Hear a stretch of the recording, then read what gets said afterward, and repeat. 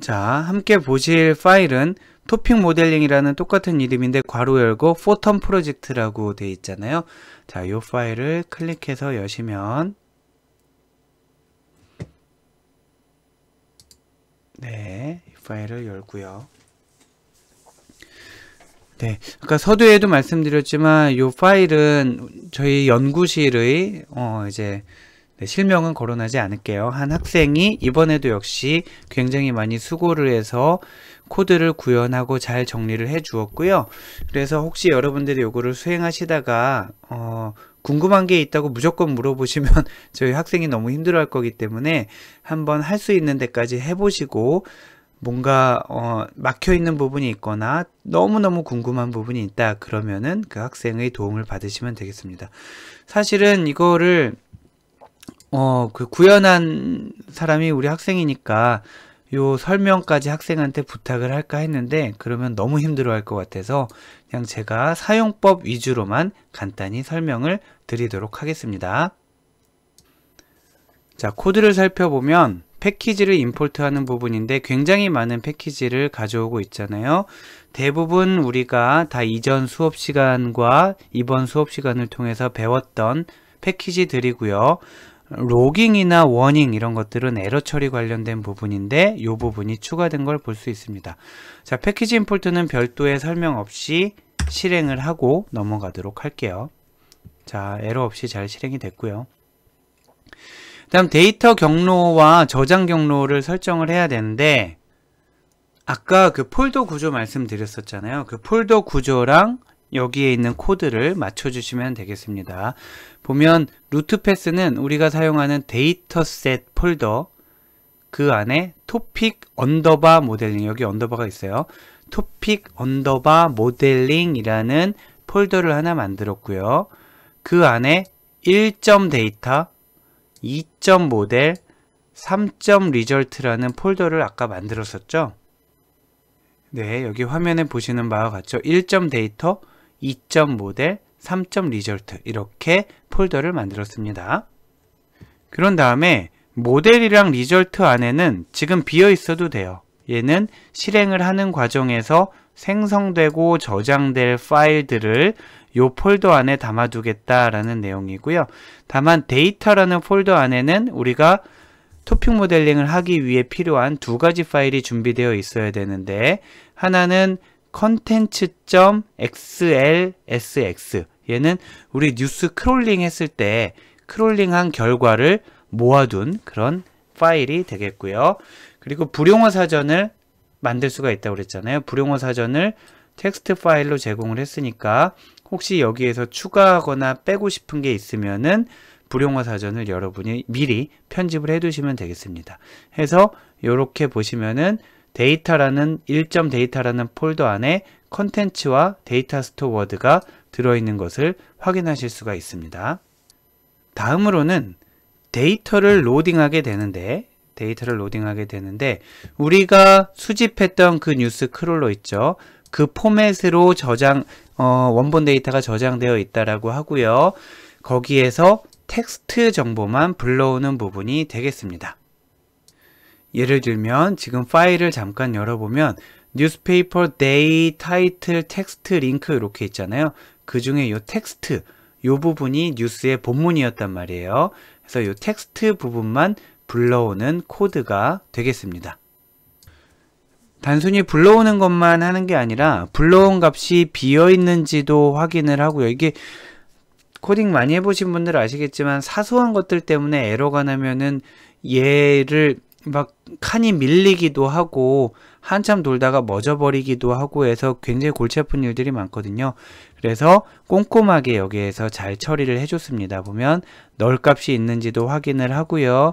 그리고 중복 데이터도 처리를 하고요. 등등의 깨끗이 하는 작업을 수행하면서 로딩을 하고 있습니다. 가장 중요한 부분은 여기가 되겠죠. 그래서 텍스트 부분을 텍스트에 아까 본문이 있었다라는 걸 확인했죠. 텍스트 부분을 불러오는 거고 혹시 여러분들이 지금 여기는 아까 위에서 정의를 했잖아요. 데이터 파일의 이름을 정의를 했는데 시트 이름이 기본적으로는 시트1이라고 되어 있을 텐데 그 시트 이름을 여러분이 바꾸셨다면 여기에서 시트 이름을 바꿔 주어야 되겠습니다. 그리고 만약에 본문이 아니라 뭐 제목에서 제목에 대한 토픽 모델링을 하겠다라든지 아니면 본문의 본문의 컬럼명이 텍스트가 아니라 뭐 컨텐츠라든지 바디라든지 이렇게 돼 있다면 이 부분을 또 수정을 해 주셔야 되겠죠. 그래서 얘를 실행을 하게 되면 네, 널 값이 있는지 확인을 하고요. 자, 중복 및 널 값을 제거한 후 처음에 널 값이 있었나 보네요. 네, 이거는 데이터에 따라서 어쩔 때는 true가 나고 어쩔 때는 false가 나던데, 자, 아무튼 널 값이 있는지 확인했더니 널이 있었나 봐요. 그리고 널 값을 제거한 다음에 중복도 다시 확인했더니 false. 그러면 이제 잘 돌아간 겁니다. 그래서 처리해야 할 데이터의 수가 922건의 문서다 라고 얘기를 하고 있습니다. 이렇게 불러온 문서들에 대해서 기타 등등 작업, 굉장히 골치 아프지만 꼭 해야 되는 그런 기타 등등 작업을 수행을 하는데, 토큰으로 쪼개는 작업, 그리고 아까 그 불용어 사전을 이용해서 불용어 처리를 하는 과정, 그리고 아까 그 간단한 토픽 모델링 실습을 하는 과정에서 살펴봤지만 코퍼스를 생성을 하고 또 딕셔너리를 만들고 빈도 계수를 하는 과정들이 이 안에 매우 복잡한 코드로 나와 있는데, 여기는 따로 설명해 드리지 않고 넘어가도록 하겠습니다.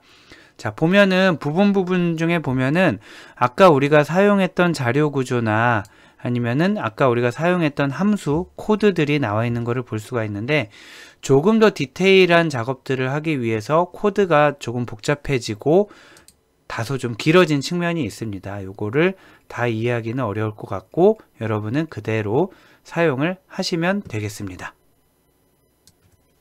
이번에는 LDA 알고리즘을 이용해서 토픽 모델링을 수행하는, 즉 토픽 모델을 생성하는 과정을 보도록 할게요. 토픽의 개수와 그리고 각 토픽의 단어 개수, 그리고 토픽 모델을 저장할 건지 여부를 문답식으로 인풋으로 받도록 만들어 놨고요. 그리고 요거였잖아요. 우리가 핵심이라고 했던 게 LDA 모델이라는 생성자를 사용하는 건데 굉장히 많은 파라미터들이 있습니다. 이 파라미터들은 우리 그 연구실 연구원이 여러 가지 문헌들도 참고를 하고요. 그리고 또 시행착오 끝에 아마 여러 가지 괜찮은 세팅을 해둔 걸로 제가 알고 있습니다. 일단 이 세팅을 기본으로 여러분이 수행을 하시고 혹시 바꿔볼 것이 있으면 조금씩 바꿔보면 될 것 같아요. 자, 한번 수행을 해보도록 할까요? 자, LDA 토픽 모델을 만들면 토픽의 개수는 우리 10개로 할까요? 네, 10개로 하도록 하고요. 그리고 한 토픽별로 20개씩 단어를 뽑아 보도록 하고요. 토픽 모델을 저장을 해두면, 다음번에도 오래 걸리는 모델링을 새로 수행할 필요 없이 이미 생성한 모델을 활용해서 이후 원하는 값들을 뽑아낼 수가 있겠죠. 아마 지금 또 아까 위에서부터 다시 한번 해볼까요? 네, 코퍼스가 정의가 안 됐다고 나오네요. 자, 처음부터 다시 하겠습니다. 네, 여기서 에러가 났었나요? 아까? 네.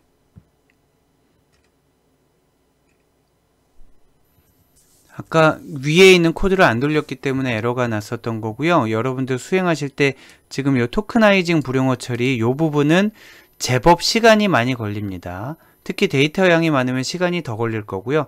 시간이 많이 걸리는데 저는 잠깐 녹화를 중지하고 시간을 편집을 한 거기 때문에 빨리 된 거고요. 여기서 오래 좀 시간이 걸려도 에러가 아니고요. 자, 그래서 지금 모델링을 실시를 하고 있는데 토픽의 개수는 10개, 그리고 출력할 토픽별 단어의 개수, 한 토픽에 20개 단어를 넣기로 하고요. 토픽 모델을 저장해둬야 다음번에 조금 더 효율적으로 쓸 수 있다라고 했잖아요. 해서 토픽 모델링을 수행을 하고 있고 결과가 나왔습니다. 그 결과로 우리 아까 간단한 이그젬플을 통해서 살펴봤던 내용을 출력을 해주는데 보면 0번 토픽, 1번 토픽, 2번 토픽 이런 식으로 토픽의 번호가 있고요.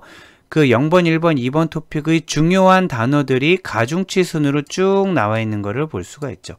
가중치 순으로 쭉 나와 있습니다. 해서 맨 마지막에는 우리가 토픽의 개수를 10개로 했잖아요. 그래서 9번 토픽, 그리고 9번 토픽을 구성하고 있는 20개의 단어를 보여주고 있습니다. 지금 이 데이터는 데이터 설명을 안 드렸는데, 그 키워드로 트럼프 앤드 바이든 이렇게 대통령 후보 2명의 이름을 넣었는데요. 뉴스가 너무 많아서 이틀치만 했습니다. 이틀치. 자, 트럼프 앤드 바이든을 키워드로 넣어서 이틀치 뉴스를 모아서 900여 개의 신문 기사에 대해서 지금 토픽 모델링을 수행을 하고 있습니다. 자, 이렇게 해서 각 토픽별 키워드들을 뽑아볼 수가 있었고요. 요거는 아까 우리 간단한 실습에서는 해보지 않았었던 건데 토픽 평가를 한번 해볼까요?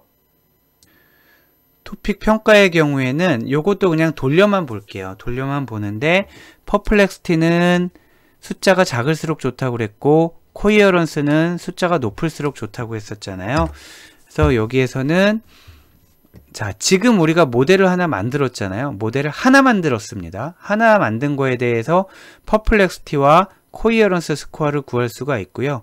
하나 가지고 해서 마이너스 7이고 0.5다 그러면 좋다 나쁘다라는 걸 알 수가 없잖아요. 그래서 예를 들면은 토픽의 개수를 다르게 해본다라든가 한번 요것만 해볼까요? 코히어런스 스코어가 0.52였단 말이에요. 코히어런스 스코어가 0.52였는데 만약에 토픽의 개수를 30개로 해볼까요? 조금만 늘려볼게요. 15개. 아까 0.52였죠? 네, 그러면 퍼플렉스티는 제가 못 외웠고요. 코히어런스 스코어만 보도록 할게요. 0.52였는데 코히어런스 스코어가 네,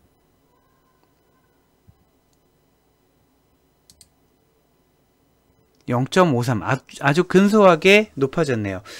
퍼플렉스티랑 코히어런스 스코어가 만약에 동시에 좋아진다면 요거는 좀 믿어도 될 것 같아요. 퍼플렉스티가 더 낮아지고 코히어런스 스코어가 더 높아졌다. 그러면 토픽 개수가 10개일 때보다는 15개일 때가 더 좋다란 뜻이고요.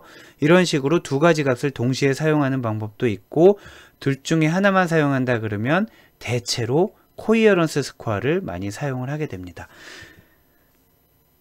그리고 코히어런스 스코어 할 때 그 이론 설명 드릴 때 여러 가지 메저가 사용될 수 있다고 그랬잖아요.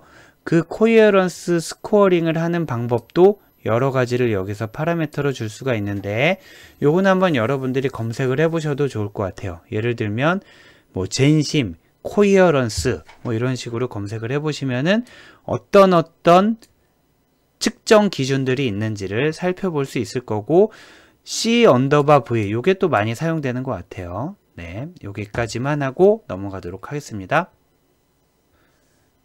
자, 그 다음에는 우리 아까 간단한 이그젬플에서도 수행했던 것처럼 토픽별로 키워드를 조회를 하려고 해요. 자, 토픽별 키워드를 조회해보면 토픽 아이디가 나오고요. 그 토픽을 구성하고 있는 키워드와 가중치들이 나오죠. 사실은 요거 아까 앞에서 봤던 거예요. 자, 0번 토픽에 대해서 트럼프 유권자 여론조사가 나왔잖아요. 위에서 아까 봤었죠. 트럼프 유권자 여론조사 이렇게 나왔는데 얘를 조금 더 보기 좋게 출력한 그런 코드가 되겠습니다. 토픽별로 키워드를 조회를 했었고요. 그리고 시각화 부분을 보겠습니다. 자, 시각화를 수행하기 전에 현재 리절트라는 폴더에는 아무것도 없는 상태이고요. 아무것도 없는 상태인데 시각화를 PyLDA BIS를 실행을 하게 되면 HTML 파일이 아까는 안 나왔는데 여기 바로 주피터 노트북 상에도 보이게 되네요. 그리고 여기에 HTML 파일도 생성이 됐죠. 해서 얘를 더블 클릭한 거와 동일한 내용을 지금 주피터 노트북 상에서 보고 계시고요. 보면은 11번 토픽, 11번, 2번, 10번은 이쪽은 다 몰려있고 여기만 좀 떨어져 있네요. 11번이 뭘까요? 11번은 네. 과연 이 안에 트럼프 바이든이 있었는지 모르겠는데 뭔가 잘못됐을 것 같기도 하고요. 자, 여기는 그 미국 대선과는 별로 관계가 없어 보이는 내용들이고요. 자, 여기는 조금 네, 영향이 있어 보이고 얘네들은 네, 다들 비슷하게 돼 있죠. 사실은 이런 것도 조금 문제가 됩니다. 어떤 문제가 되냐면 만약에 여러분이 수행을 했을 때 지금 이렇게 나온다. 그러면은 11번, 2번, 10번 나아가서는 8번은 괜찮을 것 같죠?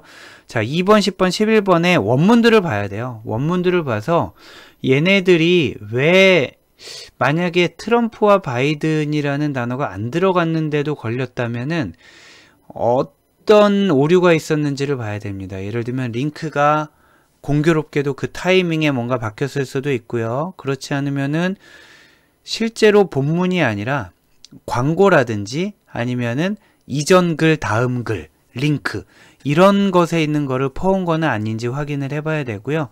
만약에 그렇게도 못 잡으면은 앞만 봐도 얘네가 아닌 것 같다 하면은 수작업으로라도 찾아내서 지워주는 노력이 필요합니다. 그게 왜 필요하냐 하면 에이 뭐 11번이랑 10번, 2번 토픽만 안 쓰면 되는 거 아니야? 뭐 물론 그게 가장 쉬운 방법이긴 한데 얘네가 있었기 때문에 얘네 때문에 나머지 애들이 오른쪽으로 다 몰린 거거든요. 만약에 얘네가 없었다면 이 공간이 옆으로 쭉 늘어나면서 거리를 조금 더 우리가 알아보기 쉽게 됐을 수도 있단 말이에요. 자, 그래서 이런 그 키워드들을 보면서 여러분이 하셔야 되는 거는 실제 분석에서 말이에요. 이상한 토픽이네. 도대체 이 토픽은 왜 나왔을까? 라고 생각이 되면 그 원문 문서를 꼭 따라가 보셔야 되고 그 원문 문서에서 내용을 확인한 다음에 얘는 아니다 싶으면 빼내는 작업이 필요하겠습니다. 자, 이렇게 해서 마지막으로 그 결과를 저장하는 코드를 보도록 하겠습니다. 현재 지금 우리가 만들어 놓은 파일은 리절트에 요 LDAVIS 요 파일이 하나 있고요. 아까 모델도 몇 가지가 생성이 됐었잖아요. 그런데 토픽 모델링 결과 엑셀 파일은 만들어지지가 않았죠. 그래서 요 코드도 따로 설명을 드리지는 않고요. 엑셀 파일이 만들어지면 걔를 한번 열어보는 것으로 끝내도록 할 텐데 여기에 우리가 저장할 엑셀 파일의 이름이 나와 있게 되는 거죠. 자, 얘를 실행을 한번 해보면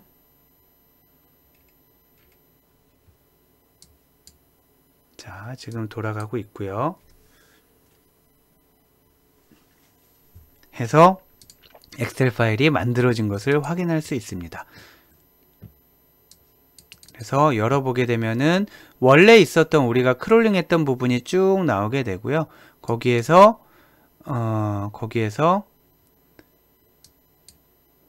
도미넌트 토픽, 즉 이거는 지금 정해져 있는 거는 아니고 우리 분석하는 연구원이 본인의 연구 목적에 맞게 필요한 내용들을 뽑아서 정리한 파일이 되겠는데 예를 들면은 0번 문서의 도미넌트 토픽이 뭐냐, 1번 문서의 도미넌트 토픽이 뭐냐, 중요한 토픽이 뭐냐 이렇게 뽑아낸 거고요. 그리고 그 토픽의 키워드들을 여기에 쭉 정리를 했네요. 그리고 그 토픽의 원문을 여기 그대로 갖고 있고, 원문을 그대로 갖고 있는 게 아니라 원문은 여기 텍스트란에 있잖아요. 근데 거기에서 토크나이징을 한 결과를 가지고 있는 거고요. 그리고 우리가 토픽 아까 마지막에 15개를 뽑았었잖아요. 1번부터 15번.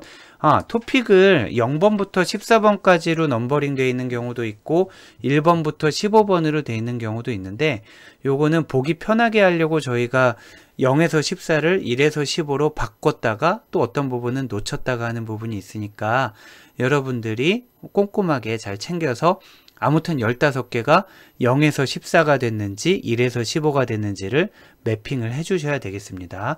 자, 그래서 보면 제일 첫 번째 문서 같은 경우에는 토픽 웨이트가 이렇게 있단 말이에요. 그러면 이 중에 얘네를 합치면 1이 된다고 그랬잖아요. 얘네를 다 합치면은 이 문서를 구성하고 있는 토픽의 웨이트들의 합은 1인데 그 중에 가장 도미넌트한 토픽은 3번이 되겠습니다. 자, 뭔가 이상하죠? 하나만 더 볼까요? 자, 두 번째 거를 보면은 두 번째 예를 보면은 14번 토픽이 가장 센 걸로 나오죠. 근데 얘를 보면은 13번이라고 나와 있네. 요게 지금 아까 말씀드린 부분인데 빼기 1을 안 해서 그래요. 빼기 1을 안 해서 그런데 그거는 여러분들이 바로 잡아주세요.